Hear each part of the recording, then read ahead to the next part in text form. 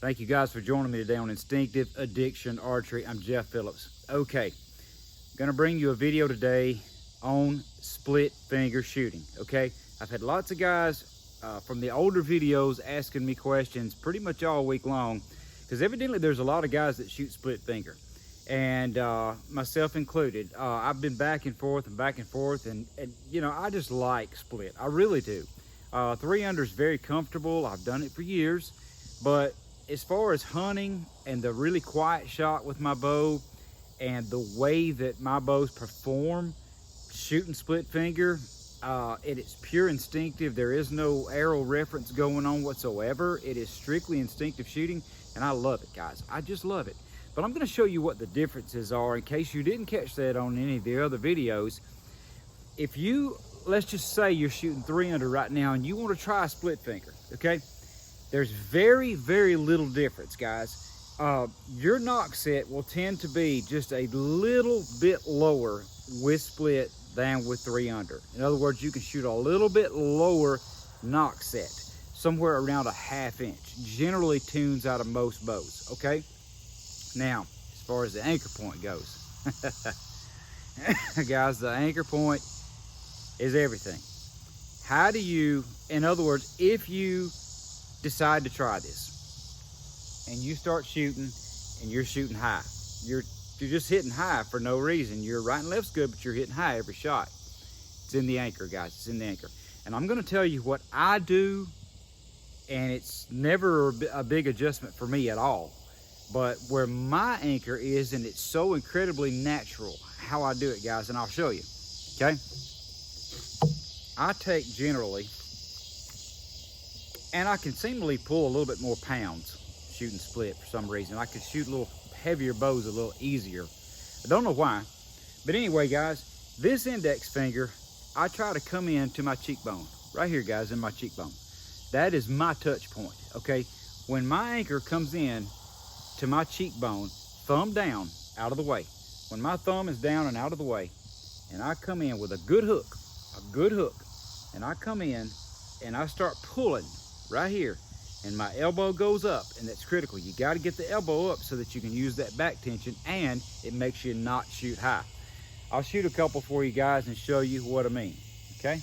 In other words, here is my typical anchor. That is my typical anchor point, okay? That's how I shoot split finger. I'll shoot split finger, 48-pound recurve, 680 grain arrow.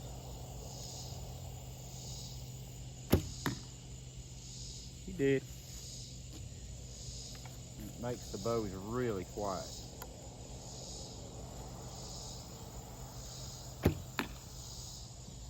Okay, there they are. You see how easy it is to shoot a really tight group shooting split? I mean, with me, split finger shooting is almost identical every single shot, and I don't know why. I don't seem to have the variances that I do shooting 3-under. Maybe it's because there's no arrow reference whatsoever. It's purely looking at a spot and shooting it. And as you can see, they're touching, and 20 yards. And these heavy arrows tune incredibly well out of these bows shooting split. They do with mine. This, guys, because the older videos on split finger shooting and how you adapt and how you change over, I encourage you to go back and watch those. They're very informative if you're thinking about switching to split finger shooting. And what I have noticed, guys, there is a little trick that you may not know about. And what it is, when you are bare shaft tuning a bow, okay, and the closer you get to center, the more energy the bow puts out, and it will actually make your shafts weaker. It does when you're doing a tune. The higher you go up, it seems like they'll straighten out. If you have a weak shaft, or let's just say, if you are bare shafted really good at, say, 5/8 to 3/4 inch, you go down to a 1/2 or just below where you would normally shoot split finger, and you bare shaft, you will notice it will be tail left because it's putting more energy into the arrow. Both limbs are working equal because it's way closer to the center line, guys. It's way closer to the center. than where you would set it 4-3 under. So you're getting a lot more performance out of your bow at the same draw length, guys.